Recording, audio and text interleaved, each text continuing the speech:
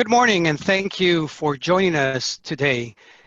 We have a great panel that I will introduce in a second, and we will be talking about the response to the new economy from a people, business, and technology perspective. We acknowledge that this has been a tough week in the United States of America with anti-racist protests across the nation, and we thank you for spending an hour of your time with us this morning.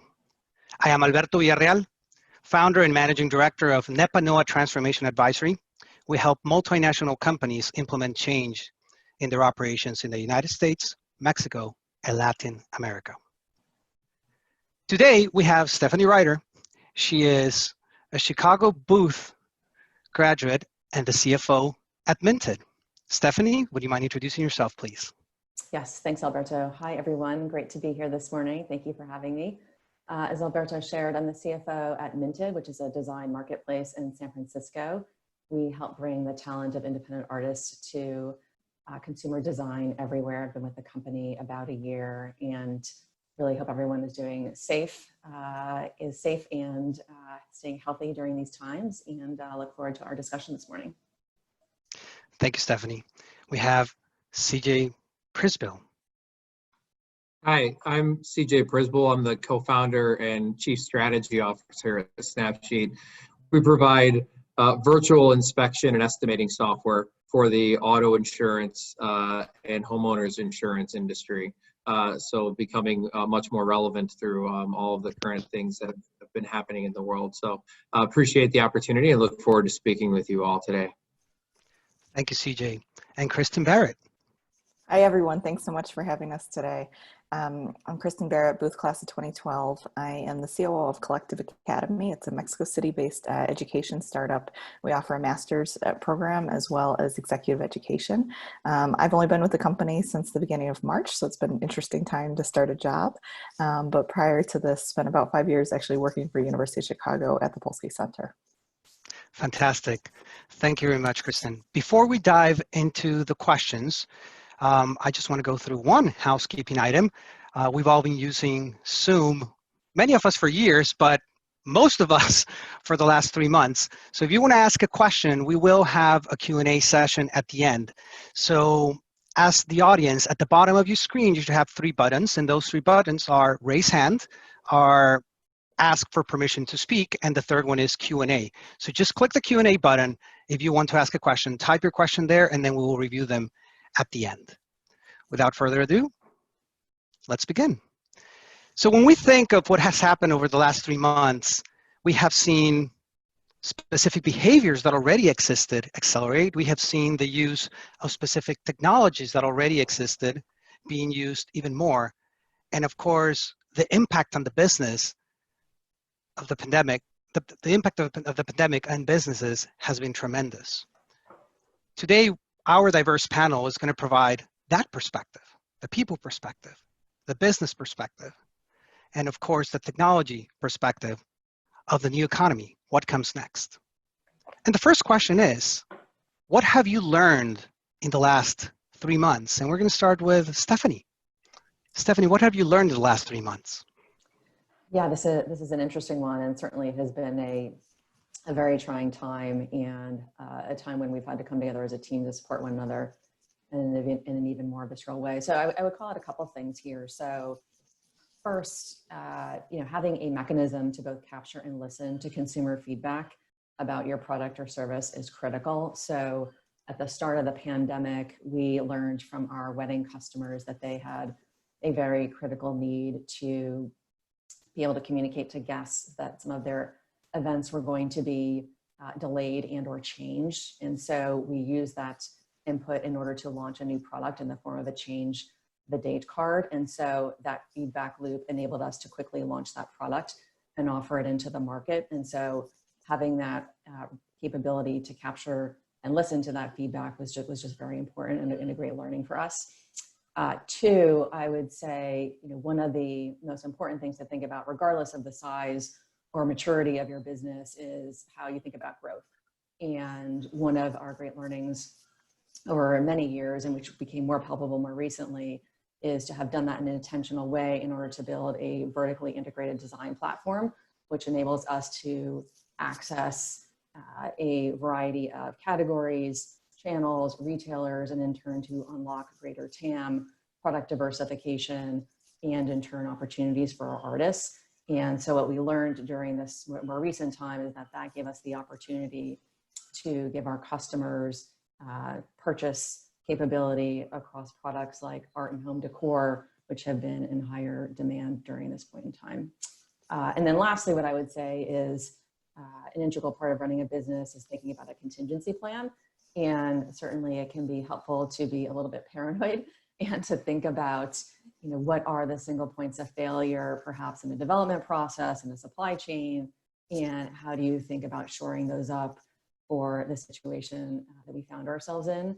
And we had been able to do that, and was certainly a learning that we will record and continue to employ moving forward. Great. Thank you, Stephanie. Before we go to Kristen, I want to ask you a quick follow-up question. From the customer perspective, you were able to interact with them immediately and release even a new product that adapts to the situation right now. Were you following the customer relations and customer communication processes that you had before, or did you have to implement something new at Minted to move a little bit faster? Yeah, I would say a little bit of both. So leveraging what we had previously, and then also ingesting that feedback and acting quickly from a design perspective, development perspective, and leveraging that agility that we had as the company in order to put it out to the market. So I think it was leveraging what was the internal muscle of the company, but perhaps having to do it in an even more accelerated manner was a little bit of the nuance of the situation. Thank you, Stephanie.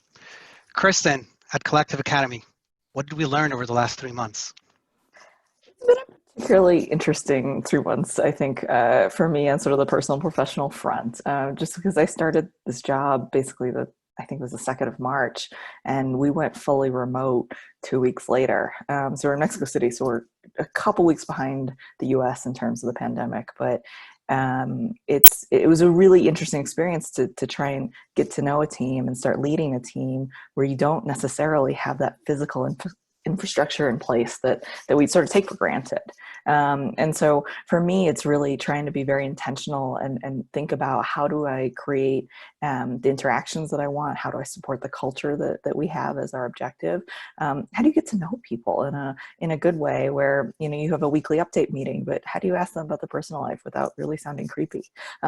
So I think there's a lot of things like that you have to think about in a totally different way. And it's interesting because for us, it's a bit of a microcosm of what we're seeing with our corporate clients. So, one of the calls we're getting a lot right now is this question of how do we teach our leaders to be better about culture and leadership in this new environment? Because a lot of the companies we work with know that there is no going back to what we had before, and leading a remote way, and also leading I think increasingly teams that are regional, not just based in one country or one city, requires a different skill set. So we're seeing a lot of that across the board at a lot of different types of companies, and it's a really big challenge for them and for all of us to get to.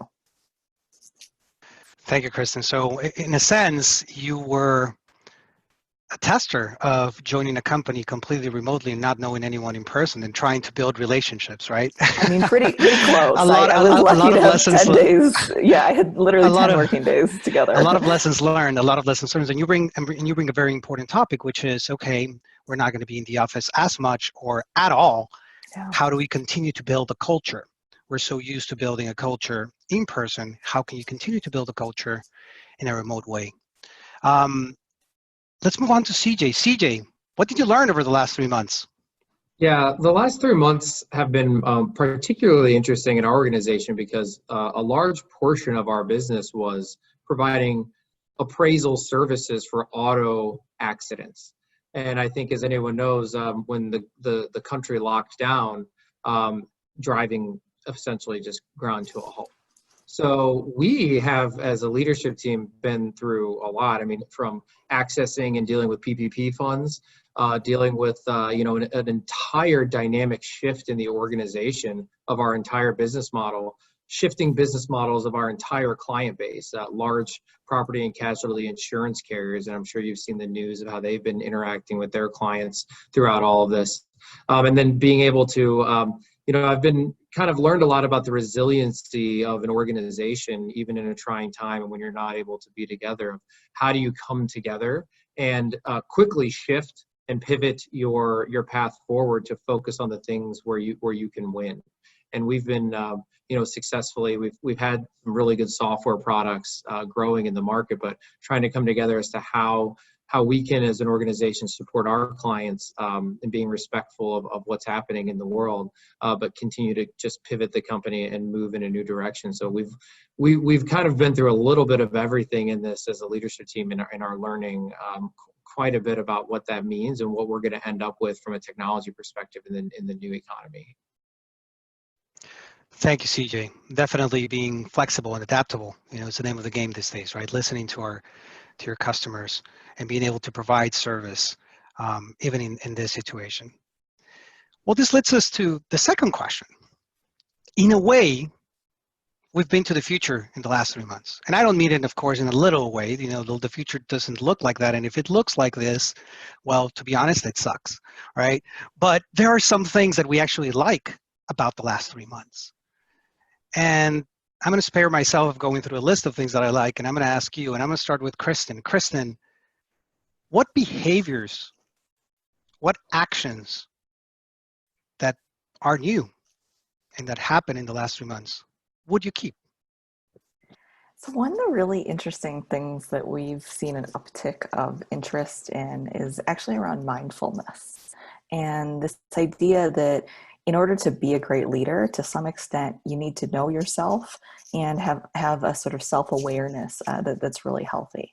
And so this is something I'd really like to see stick around, that leadership isn't about this act or show that you put on, but it's that you go much deeper into yourself, your goals, your objectives, your dreams, and you use those to lead other people and really think about what you do each day that contributes to the greater good. And I think, right now, as I look at the world, it's interesting being abroad right now, given because I am an American and watching everything that's going on. And I think the other thing that I really hope that we can keep much longer term is there's a massive shift going on in race relations in the US right now. And I hope it can continue moving in a positive direction. So I think that just two really important things that are going on, and in many ways they should be intertwined, to really think deeply about each of our beliefs and where we want to be as humans and how we can be better at who we are. Excellent, Kristen. Thank you very much for that. Stephanie, what would you keep? Yeah, so here the couple of things that resonate for me are, one, the willingness and the leaning into just communication, which CJ alluded to a little bit, but this is certainly something that I would want to keep moving forward. And so the intensity of the level of communication that I've employed as a leader and sort of a member of the management team is something that I would continue to use. And I would think maybe kind of building on some of what Kristen was suggesting. I think here there's a little bit more of a willingness to show vulnerability in a more of a constant way. And I think that's healthy and good, and something that I would like to see continue. Two, I would say our mission-based hiring approach is one that has served us quite well. So at Minted, each person who walks in or used to walk in our doors was someone who was very much attached to the purpose and the reason for the founding idea of the company, and in some way had that kind of affinity for why we existed as a company, how we helped to support consumers, the artists within the community. And that really helped us kind of get through many of the very difficult decisions we've had to make over the last couple of months. And that is something that is very much a strength of the organization and something that we very much need to keep moving forward. And then lastly, I would say, not unlike many organizations, we've employed a scenario-based planning approach to think about how we not only assess the impact of the pandemic, but also how we might see the recovery over the next 12 to 24 months. And it's not that that has been unique to this situation, but more that I think there's a broader willingness to explore perhaps the upside, the downside, and the breadth of what those levers might yield. And that is very much something that I would like for us to keep moving forward. I think it's a really healthy discussion as a business to have. Thank you, Stephanie. Yes, you're right. What I've been seeing with clients and what we've been helping clients on is to actually define how scenario-based planning looks. And, before perhaps it was done on an annual basis, on a quarterly basis, and now just with the circumstances changing on a daily basis, you have to define the factors that will affect your business very well and keep an eye on them literally daily. Right. Exactly. And react to it. And certainly that's something that that businesses should carry forward, at least, until we find some stability. That's CJ, right. from your perspective, what would you keep from a technology perspective, from your business perspective? Well, yeah, I think one thing we've done well through this is we've been creating more what I call task forces. So since people can slot work in much more granularly and there's a lot less travel, and we were a very travel heavy organization, we've been able to actually pair groups of people and put teams of people together to start solving broader problems that we think are going to happen through our scenarios that we're running to emerge from this and emerge stronger and more. So I think that's something that I really like that we've done, and we would definitely want to keep is more cross-functional communication, marching it towards our specific goals, and then leveraging everybody having more time to work. I mean, I think we're probably getting to a point where people, and I know me personally, I know a lot of you are maybe burning out a little on having we've always been very busy, but sometimes you realize it's nice to sit in an airport for a few hours and do emails. But it is what it is. But I think everybody's kind of embraced that, and I kind of like that the culture is in our organization has stepped up to have everyone start helping everybody else with their spare time, and you get a really good diverse opinion base when you've got different people working together. Fantastic. Thank you, CJ. It's funny that you mentioned that. I was actually on a webinar with Kristen on Collective Academy, and they ran a poll that asked the question, how many hours are you working? And you would expect just a regular curve, right? But it was actually a U-curve. People were working either 4 hours or less or 12 hours or more, right? Specifically because of what you were mentioning, right? We don't have those distractions that we usually do, right? We're working. So that may lead to really efficient working, where you just have those 4 hours, or people that are actually driving your business and worrying perhaps way too much, which I think that's the crowd that we have here today. I also think you have the challenge of childcare right now. And that's the other thing playing in. You've got some parents who are basically doing childcare all day and hopping online for 4 hours after their kids go to bed, cutting into their own sleep time and basically burning the candle at both ends. And I think that's another area that just hopefully will not stick around to answer the one of your questions. We obviously need better solutions. Hey, Kristen, that's a great point, and I think it's a fantastic segue to the third question, right? Which is, hey, we already talked about what would we like to keep, right? And what made us better, what made our organizations better. But now let's think about it. What will actually prevail, right? How will it look, and how are you preparing to face that? Let's start with CJ this time.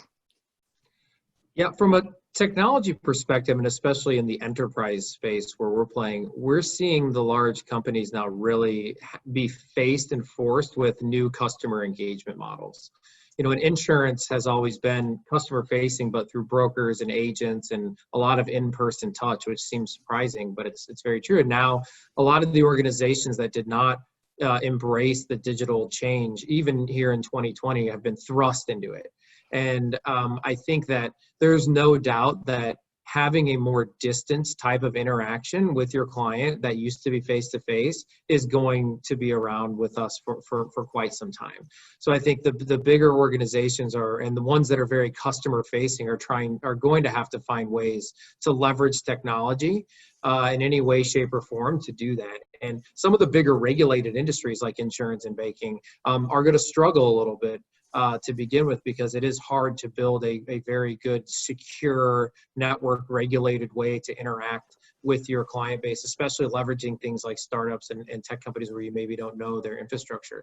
So I think, the security, like tech security, and then like real time and trackable customer interaction and engagement in ways that people didn't think would be digital before is going to be something that is with us and will be accelerated significantly over the next few years. Thank you, CE. You touched on something very important, which is, you said the companies that didn't embrace digital before are struggling, right? Which tells you to always keep an eye of the trends and of the emerging technologies and of the different behaviors that are going on so that you can adapt and be agile in a situation like this. Kristen, what do you think will prevail, and how are you preparing to face them? I can definitely relate to what CJ is saying. I think we're also seeing a much deeper integration between digital and in person be likely the solution for us going forward. So as a school, we luckily had a fair amount of experience in digital. So when the pandemic hit, we had 9 cohorts of our classes, if you will, of our master's program going, and 2 were online, and several were in person. And so we moved all of the in person to be online as well, very, very quickly, in about 4 days. And as we've done so, I think there have been 2 big results. One is we're thinking very deeply about how you make online education really inspiring and exciting in the same way that in person. The webinar is not the way to do a 2 or 3 hour class. It just doesn't work. You can't have somebody just talk at you for that length of time. So we're integrating a lot of different tools, using all the features that Zoom has, whether it's breakout rooms to do small group work, annotation, and things like that to teach, but also a lot of other digital tools like Miro. I don't know if any of you are using this, but the different ways to, put post-its up and ideas together and explore technologies that never could have been done before. I was literally on a webinar Tuesday night where we had 30 people with different boards for a lean startup canvas, and they were all working on them, and the teacher could go into each one of them, talk to them about it, give feedback that was either relevant for the group or for that individual, and share. And so those behaviors of this integration of technology, I think that we'd expect to actually even use that in in-person classes. The second result for us on that integration is that it's really forced us to think about what the next generation of our products is. So rather than having an online and an in-person master's program, we're going to have a program where you can switch between the 2 as frequently as you need to. Basically every 9 weeks, you can decide to take a new set of classes. They could be close to your home, or they could be online, depending maybe on how your job changes, or if you're on a maternity or paternity leave, or anything else. So those changes and adjustments are really exciting. I think they're really forcing us to think about the future that is here, Alberto. Thank you, Kristen. Yeah, definitely the education industry, specifically higher education, already had a foot on the digital, on the remote learning aspect of it. But in your case, yes, in 4 days, you went full of digital live sessions, and it was definitely a challenge, and for sure, lessons learned on how to move forward. Because it's also, when you think about it, at the beginning, it's even cute, right? It's like, oh, we're going to do this for 3-4 weeks. Haha. Well, then, yeah, well, it's 3 months. Well, oh, guess what? Now it's actually, this is how it's going to be. And you start thinking long-term, and it, it actually becomes a problem that you need to figure out and how you're going to evolve and continue growing in it. Thank you for sharing that, Kristen. Yeah. Stephanie. Yes, so it is sort of interesting here to think about sort of the future and what will prevail. I would say the focus on cash management, I expect that has arisen as a result of what we've seen due to the pandemic will absolutely continue in the short, intermediate, and longer term. And we're seeing this across a broad spectrum of industries and size of companies. And I do not think that will recede anytime soon. And for me and for my team, the remit that we have is to be able to highlight the drivers and the business decisions that we can partner with our leaders to think through in order to make the right decisions for the business. And I think what that does is it helps us to create and foster a really healthy dialogue around what that balance looks like around investment, growth, and in turn balancing profitability in the longer term. And so I think that will be very, very much something that we continue to see. The other thing I would point out is that we are an entrepreneurial company. And as I alluded to at the start, we do need to make decisions in a very agile-based way. And I think the need to be agile and to act in a real nimble fashion is something that will continue to be quite necessary in the business environment moving forward, given that I expect the need to pivot quickly, to make very fast decisions, and perhaps react to situations like we've just seen will be something that we'll all need to grapple with moving forward. Stephanie, that's so interesting you say that, because about the cash management as well, because I would say our CFO has probably become the most important and regular person in the company. I think the board's very happy, but it is such a huge emphasis right now, and the CFO role is like absolutely become one of the most critical roles in the company. Yeah, that's right. Stephanie's like, yeah, that's me. I got it. It's nice to hear you echo some of those comments, because I do think it's become a little bit more pervasive across many companies and industries. Great. Thank you. Can I ask one question to follow up Please, on Kristen, that? go ahead. Yeah. As you think about that, what are you seeing from your suppliers or customers in terms of, how do you interact with them? Because everybody's worried about cash right now. So what does that mean as you have those interactions? Yeah, that's a really good question. I would say what the way we've been interacting with that sort of broader ecosystem has been very, very much around how do we kind of partner together for the longer term, because many of our partners are those that have been a piece of the business for a longer period, and we expect them to be for a long period of time. And so it's very much within that topic, and thinking about, well, how do we kind of really work together and get through this situation, and how do we find solutions that benefit both of us? And that's sort of been the premise in terms of thinking through how we make our way through, and also just thinking about where is the market as we think about whether it's sort of pricing or terms or whatever it might be, and or even on the flip side, revenue and product opportunities. So it's been, generally speaking, I think just a really healthy dialogue. Okay. Stephanie, this was a perfect segue, right, to talking about the next question. It's obvious, right? Cost reduction, risk management. You immediately talk about forecasting, and you immediately talk about cash, and you immediately talk about scenario planning, right? But let's focus on: is there a possibility to play offense? And if there's a possibility to play offense, how does that look? And Stephanie, why don't we start with you? Yeah, sure. Yeah, so maybe just sort of building on the couple of comments I just made. I think here I would sort of split the thinking across two different vectors, if you will. So on the kind of first angle, you've got the top line and the go-to-market side of the business, and how can you think about playing offense there? And that is going to be around, well, there's new consumer behaviors and habits being solidified. You're seeing people shop online more. You're seeing perhaps an inclination toward different purchase activities occurring. You'll see new product opportunities arise. The advertising market is shifting pretty dramatically. And so, all of those dynamics, I think, very much create the opportunity for a company to find ways in which to take advantage of offensive opportunities.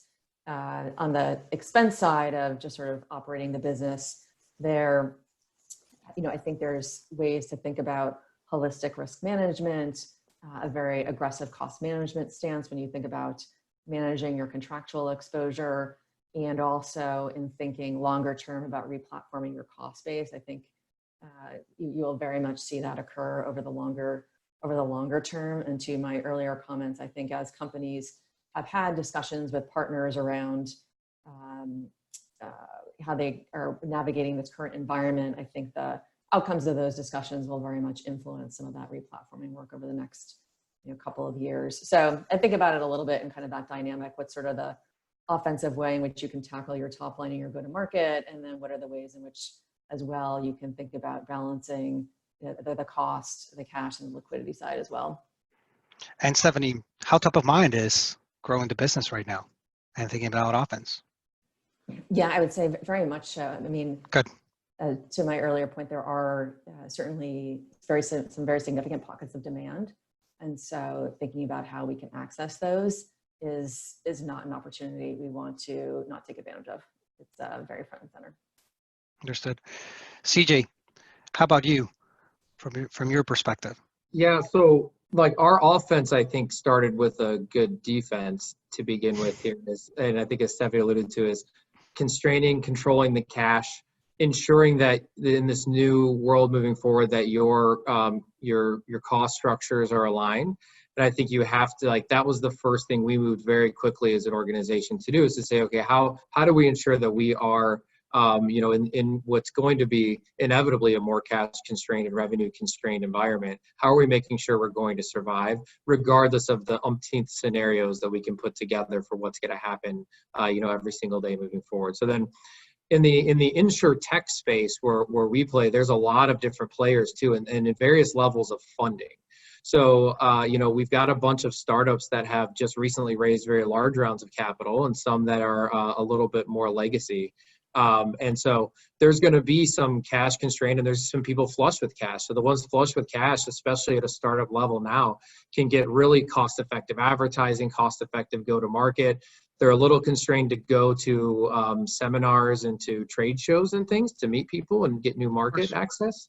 But there's a good opportunity for that. And so our strategy around that, now that we've kind of shorn up the balance sheet and where we need to be from a P&L perspective, is definitely growing aggressively and keeping an eye out for good M&A and acquisition type of opportunities, because there's going to be a lot of distressed companies that maybe don't have bad business models, but they were caught between a fundraise, in our sector, and would be an appealing kind of merger with the organization. So I think we're trying to be opportunistic, keeping an eye on our core business, but making sure we're funded to go, to the end, no matter what the scenario is. And we're planning for ultimate downside scenarios and saying we have to make sure that we can survive that. There's no what if, there's no only if we do this deal. It's like, what's the bare bones we can do? And then anything that's upside, we're going to capture as upside. And I think having that kind of mentality, but then really surveying the landscape and moving quickly is kind of where we're thinking we're going to be aggressive. And see, you're part of the leadership of an international company, right? I mean, Snapsheet not only operates in the United States. I mean, actually, we're talking about Italy, we're talking about specific countries in Europe, a couple of them in Latin America. Yep. When you look at this from a world perspective, does that also apply to operations in other countries, or mostly focused in the United States? No, I'm glad you bring that up. We've doubled down internationally, because one of the great things that's happened is we had a lot of requests for on-site support internationally as we were launching these big deals, and that's gone. They can't even support themselves. So we were able to shift the model to say, look, we can do remote support just as good. We'll just stay up a little later or earlier. We're actually growing substantially internationally now, because it's removed the personal aspect a little bit. We had the relationships we've been building for years. It's more about the technical feasibility, and that's been a huge benefit for us. So since we had the access to the market and the initial wins, we are going to see substantial growth out of those markets. And there's some markets that are impacted less than others, and some where currency movements and things, like our work in Argentina, they're just kind of looking at the rest of the world saying, welcome to the party, And so, I think it's going to be a really interesting time. When you do have that international reach, you can run international just like you would run domestic now, because it's all virtual. Yeah. Well, and the reason I had this question specifically for this panel is because the three of you are part of the leadership of digital companies, right? So for you guys reaching the American market, it's one thing. Perhaps you started here. Well, in the case of Kristen and Collective Academy, it started in Mexico City. But to go into other markets and provide support to other clients, it becomes part of the growth right now because the market just expanded, and the COVID-19, it's a global pandemic. It's not something that only attacked a specific country, even though some countries were affected more than others. It does provide the opportunity to expand your horizons. Kristen, from your perspective, from the people perspective, how do you think, actually from the Collective Academy perspective, I mean, how do you think companies can play offense in the post-pandemic world? So I think specifically for Collective, it has been kind of interesting to think about this question about a really global company. We had always planned to be, the number one masters for business and technology in Latin America. And most of our students had still been coming from Mexico. But yes, we're seeing an increasing amount of interest. Our intentions were to go broader to South America during this year. And in some ways, it's happening fairly naturally, which has been really interesting. And I think it will just continue to accelerate. But also, we have to be very intentional about it. How do we make sure that anyone who's coming from anywhere is having the same or an improved experience from what we offer today? I think the other piece for us offensively is we've been thinking about an undergraduate product for a long time. And one of the things that we've been thinking about there is not actually an undergraduate degree, but more of sort of the wraparound of what else do you need as an undergraduate, just because traditional Latin American universities, it's a very different experience than an American university, career services or anything else. You might choose a major at 18 and study nothing but that because it's not the sort of liberal arts education. So one of the things that we're thinking is, it's a different experience. So we're thinking a lot about the question of how do we support students in even questions like making that decision. And so one of the major trends that we're very aware of, and we're going to launch a product this fall to support undergraduates, is that a lot of students don't want to go back to school this fall, because if they're going to be remote or going to have a completely different experience than the one they expected, how do they deal with that? How do they really make sure that they get what they want to out of it? So we're launching a product that will basically help them study a variety of different things and help them really focus on where they want to take both their college experience, but also their career longer term. And so it's different, but it's something that we had always been experimenting with, but this was sort of the final push for us to say, no, now is the time. If we're going to have, we've seen numbers as high as 20% of college students take a gap year this year, this is the time to really double down and help them. I think on a much broader perspective with regards to sort of the executive education work that we do, we've been doing a lot of interviews with chief people officers. And a couple things that we've seen have been really interesting are really around sort of retraining the sales force in particular. So I think, CJ, what you said about being on the road historically and things changing, we are seeing that across the board. Really traditional food companies, for example, who typically would have been in person with their clients to sell products on a daily basis. We had one chief people officer tell us basically that they realized that their clients, they would typically see on average 3 clients a day with their outside sales force. Now that outside sales force has been forced to move inside, they're typically seeing between 8 and 10 clients a day.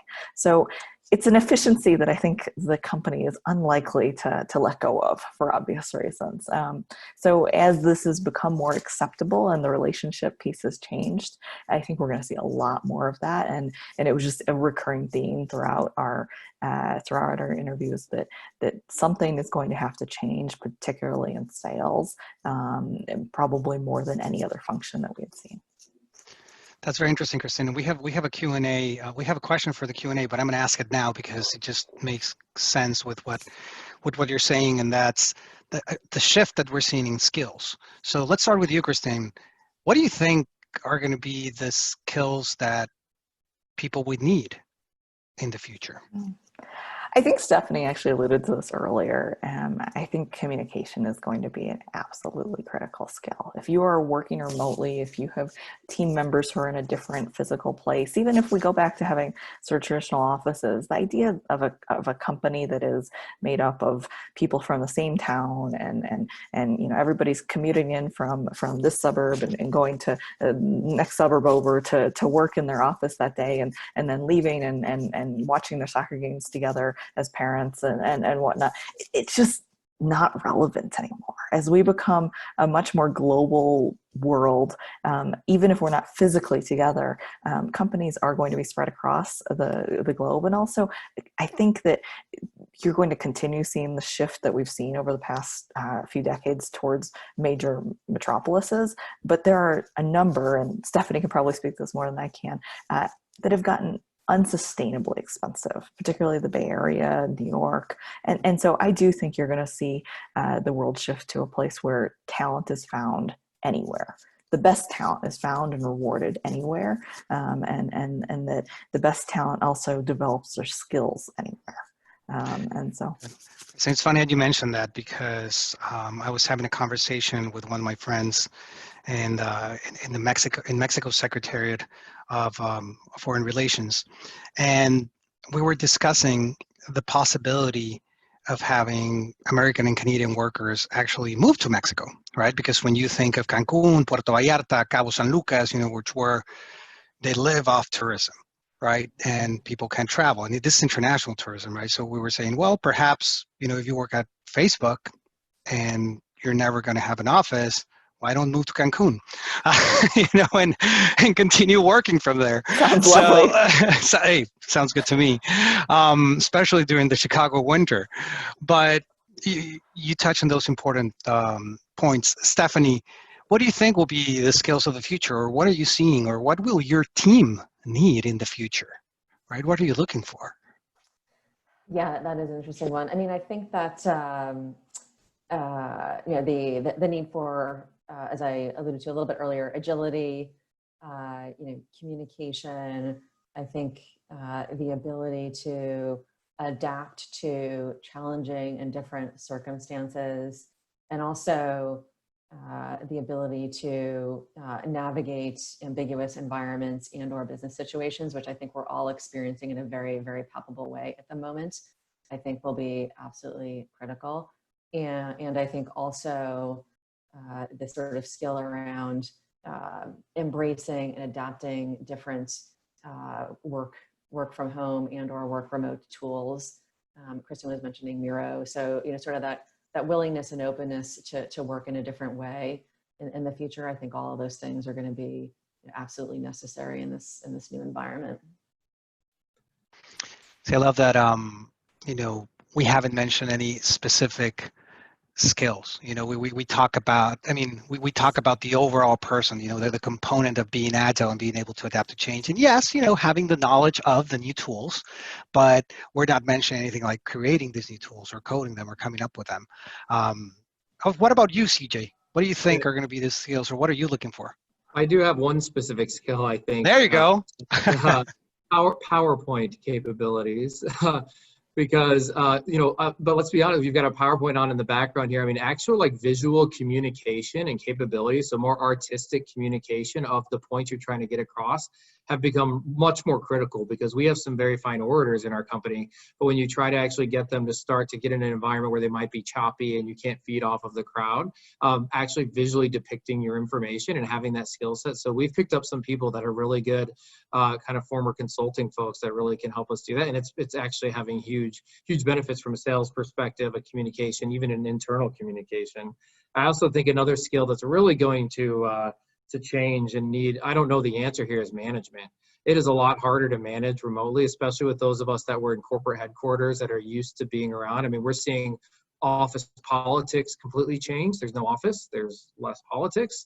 You're starting to see where factions and fractions had formed in the company. You're starting to you're really starting to see granular performance metrics, and managing that way, like Do you start managing purely just by digital metrics that come through your organization? Do you manage through the people? How do you keep people motivated? I think management and leadership is going to be something that completely transforms through all of this, that we're all just like so new trying to figure it out, but I kind of see in our organization things completely shifting, roles shifting, and so I think that's going to be something that's going to need a lot of work. Hopefully that comes out of the University of Chicago coming up here, but it's going to be, I think it'll be a really big paradigm shift.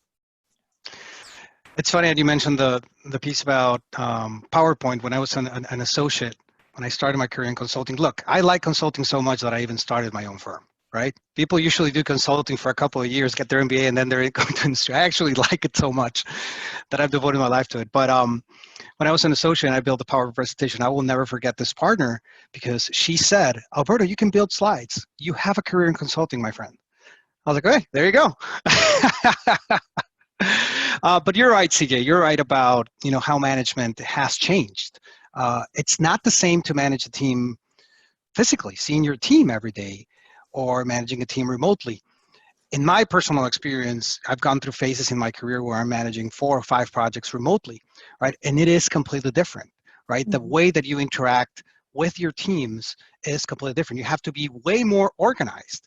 And actually, what I've learned in just talking to our clients is people are speaking more to their teams because now they have to be accountable. It's okay that you're working from home, but now you have to accomplish A, B, and C, versus seeing someone at the office and passing by their desk and saying, hey, remember about A? Okay, cool. And then you come back, hey, remember about B? And then it's Wednesday and it hasn't gotten done, right? So when you're working remotely, definitely it changes the way to manage teams. And as you mentioned, the metrics, right? How are you measuring productivity?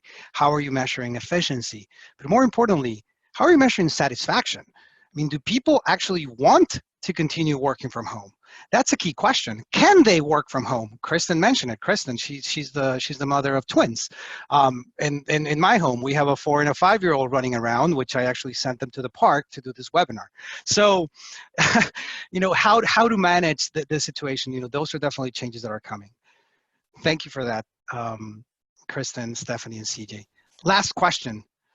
I think we touched on this from a people perspective. So now let's focus a little bit more on your specific industries, right? You can also allow the audience to learn more about your businesses, right? And what you specifically do. So CJ, let's start with you. What are the key changes in your industry for the next couple of years? Taking into consideration that Snapsheet literally drove the auto insurance industry forward, with their products. Well, how does it look? Yeah, no, I mean, I think the insurance industry is in for a lot of change. I mean, the earnings reports are starting to come out as people drove less, as things happen, frequency goes down, their profits go way up.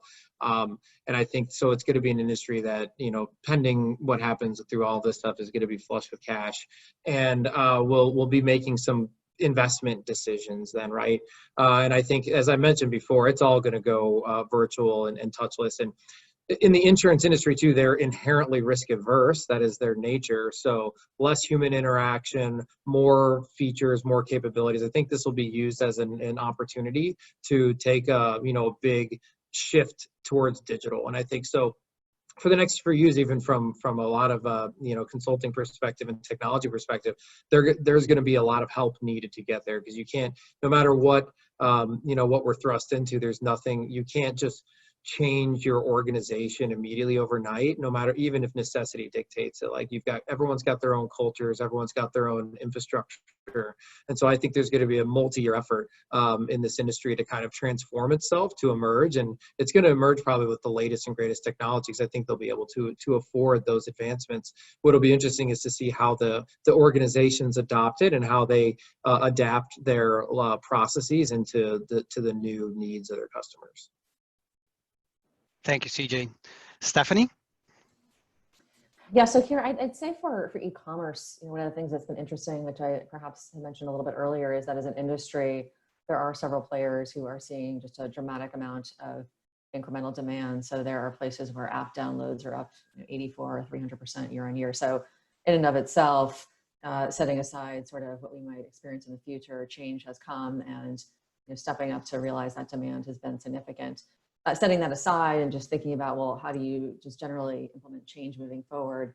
I think just the tenets around how do you delight your customer and offer a customer experience that gives that individual a feeling of having realized some type of outsized value, whether it be in the form of service, product, price, a feeling of social community.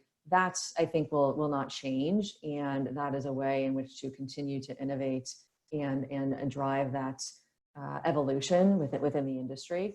And I think the other way in which to drive change here within the industry is very much around thinking about how ESG related topics and how your business can touch upon each of those different pillars, can be a place to find a way to resonate with the consumer and in turn drive change. So whether that be from a social responsibility perspective or thinking about managing your environmental footprint, or there's a particular way in which that relates to the business, I think that's also a very key way in which to affect change across the industry. Thank you, Stephanie. Kristen, higher education industry. Yeah, I mean, higher education, I think, is going to go through a bit of a reckoning, to be perfectly honest with you. We're expecting some pretty significant shutdowns and consolidations among sort of the tier 3 schools, if you will, smaller places that probably have been charging too much for too long, and don't have the depth of a major endowment or other things. I think they'll probably limp along for a little bit longer than we expect, a few years. But I think you're going to definitely see over the next 5 to 10 years pretty major consolidation. I think a lot of the top schools will get even more demand and probably grow to some extent to support that demand. You'll see a lot more education happening online in a lot of different forms. But I think, particularly in the US, there's definitely going to be a reckoning around the cost of education right now as well. So those things are all intertwined, but in our minds, there's no question that the top forerunners of schools are going to change. Some may get bigger, and some may get even more elite, but others in sort of that second and third tier are just not going to survive this time, frankly. I think you'll also see some major changes in both K-12 and sort of more general education that a lot of people have used this time to get smarter about a variety of different things in non-degree seeking ways. And I think that is going to continue, and that sort of a formal traditional degree, the value that may change versus a certificate or some other acknowledgement of knowledge. And so we've already been seeing those trends, but this is accelerating them quite significantly. Thank you very much. We have a couple of questions from the audience. The first one is around cybersecurity, and it states, how concerned are you about heightened cybersecurity risks during this time, and what steps are you taking? So I'm going to let you volunteer for this one. Drum roll. I'll share a slightly amusing one. We weren't actually and humoring. I remember that one. Yeah, go ahead. we weren't taking all that seriously, this whole idea of Zoom bombing, and then it happened to us on a large scale 200-person event, and luckily it was fairly innocent. It wasn't anything that left anybody permanently traumatized, thank goodness. We're grateful for that, but yes, I think it's definitely making us rethink some of the things we do. We don't have the same type of security risks that I think maybe Stephanie and CJ see, but we have been upgrading a lot of our different technology, whether it's our payment systems and other things. I'm not entirely sure that it's it's because of heightened risk in this time in particular necessarily, but overall the shift to remote and virtual has made us rethink a lot of pieces of our virtual stack, and so as part of that, security has obviously been a consideration. Yeah, and our cybersecurity, we're an enterprise solution that's passed on to consumers, so we control the flow of information, and it's highly regulated. We have a payment product and the photo capture and documentation. You're dealing with lots of sensitive information. So we've always had to have some very high level of that gets audited by third parties. So from an enterprise level, I think it'll be more of an effort. I expect a lot more audits probably moving forward on this, and maybe some new focus, but we have to do all sorts of data encryption and things as we're moving data and having it at rest as well. So for us, since I think on the enterprise side, if you build your infrastructure well, I mean, when you control who comes in and out of your gates, it's a little bit easier than kind of like the general world having access to your technology. Thank you, CJ. Stephanie, do you have a perspective on this? Yeah, certainly this is an area where the need to sort of focus and kind of ensure that you've got the appropriate kind of controls in place is important. For us, this is actually timely in that we recently experienced a data security incident, and so responded and reacted in an appropriate manner. But I would sort of echo Kristen's comments that I don't know that the pandemic necessarily has changed the broader landscape as a result, but the approach that we've taken is one that we will continue to in light of what we're seeing. Sure. We're getting a comment in the chat, and I want to mention it because I like it. It says, the consulting mentality regarding slides is frightening. We will lose innovation due to this. And you know what? Maybe it is the case. I think what CJ was referring to is using the technology available today to be more engaging remotely, right? And I am pretty certain that not only Zoom, but there are plenty of technologies or plenty of companies out there looking to resolve that issue of how to engage people via remote sessions. It's funny because in other webinars that I've been leading, they tell me, Alberto, you're so passionate. And I was like, well, number one, I'm Mexican, so yes. But number two, it's trying to keep everybody engaged, right? So to your point, thank you for that comment. It's a great comment. And I'm sure there's going to be, technology coming out that will allow us to be more engaged. And also, it actually already exists, right? To measure how engaged people are through our training or throughout a session. That already exists, right? But for the actual presenter to be able to be more engaging, the creative juices in our brains will have to continue flowing, right? To create some solutions there. Thank you for that comment. Another question that we had was, well, do we think that work from home is a sustainable change? And if you don't mind, before sending it to you to the panelists, I'll give you my perspective. I think we're going to end up somewhere in the middle. Number one, you have the jobs that are driven by the physical interaction or the physical creation of a product, right? The manufacturing jobs. But, for all other roles, I think we'll end up in places where companies will have a smaller office for sure, and it will be optional to go to the office, right? There are people like me, for example, and my wife, who really want to get out of the house, at some point because we have the kids. I'm sure Kristen is in the same boat. Stephanie, I don't know your personal situation there, so I apologize for not using you as an example there.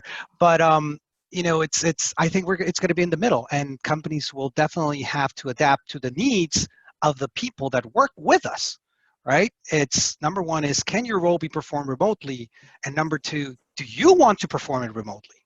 Right, so it's a balancing act, with regards to working from home. Kristen, go ahead. And just to add to it, I think working from home in an emergency situation that we're all in is so different from planning out your life to be working remotely. And working remotely, I think, is very different. It might be that you physically choose to set up your space differently, for example. Just making sure that you're comfortable and you have a door to shut so that you can take conference calls and things like that. So I think that working from home is just so different right now versus what it could be long term if we really give it some thought and reimagine what it should be. Yeah, So in Chicago, I'm actually hiding out in Missouri here in my parents' basement, unfortunately, because I was out in actually getting married. Oddly enough, like it was a total disaster. So thank you, Minted, though you took care of all of that. So that is great. Congrats. But you know, in our place in Chicago, we have it's very small. It was not built for us to work from home. So you know, I'm cramped in the guest room. My wife's in the in the living room. And I told her we just need to actually make it a loft and change the 2 bedrooms into offices and say it's a loft with 2 offices, and our real estate value will go up now. And so, you know, I think it's just to Kristen, what you said, like, you just have to change your mentality. If we're going to work from home, everyone's going to have different expectations and plan their lives out a little bit differently. I will say I do expect it to be a little more difficult from a business development sales perspective in some of these more personal industries. We built our company on trade shows and meeting people and interacting in person. That might be a little more tough when that's not allowed, or for a short time here that can't happen. But surely enough, from like actually working from home, people can be tracked and keep their satisfaction and get their home lives aligned. You know, it's which is, you know, to be seen. I think that'll be what people kind of focus on there. Yeah, guys, we're right on time. It's noon here in Chicago.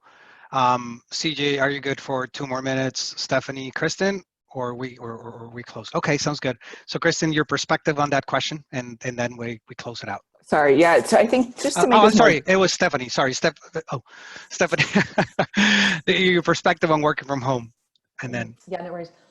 Sorry. Yeah, I would say, excuse me, I don't expect it to be a method of working that can be sustained for everyone at every company.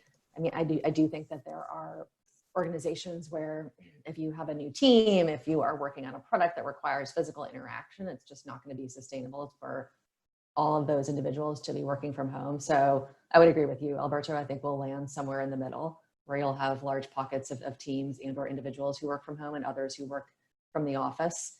And I don't think it will be an all or nothing sort of place in where we land. Great. All right. Well, being respectful for everybody's time, I want to thank first our panelist, CJ. Thank you very much for being with us. Stephanie, thank you very much for being with us. And Kristen, thank you very much for being with us. And also our audience that shared this hour of the morning with you. Have an excellent rest of the week. Thank you. Alberto. Thanks, everyone. Thank you. Thanks, Alberto.